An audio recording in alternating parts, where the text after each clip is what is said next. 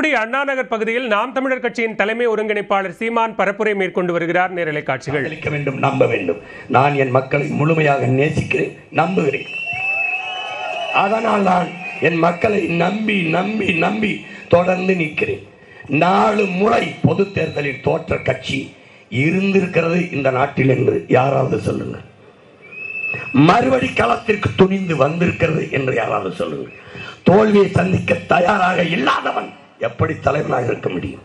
எப்படி தோல்வியும் வெற்றியும் சமமாக கருதுகிறவன் எவனோ அவனை உண்மையாக வீரனாக இருக்க முடியும். இப்ப என்ன எடுத்துக்க, தோக்கடிச்ச முதல் தேர்தலில் வந்த முதலாக 2016 நின்றேன், முயற்சி தோற்றேன். 2019 நின்றேன், அது என்ன மறுமுயற்சி. தோற்றேன்.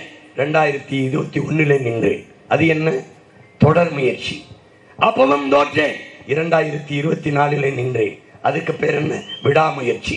தோற்றேன். இப்பவும் வந்து நம்பிக்கையோடு உண்மையாக நிற்கிறேன். இதற்கு காரணம் என்ன? இது முயற்சி அல்ல, அசைக்க முடியாத நம்பிக்கை.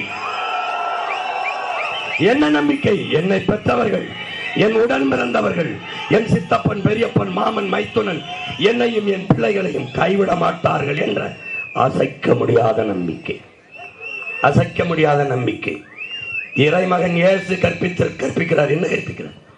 உலகம் முழுமைக்கும் பேரன்பை செலுத்த, அருளொளியை செலுத்த, கருணையை விதைக்க வந்த இறைமகன் சொல்றார். என்ன சொல்றார்?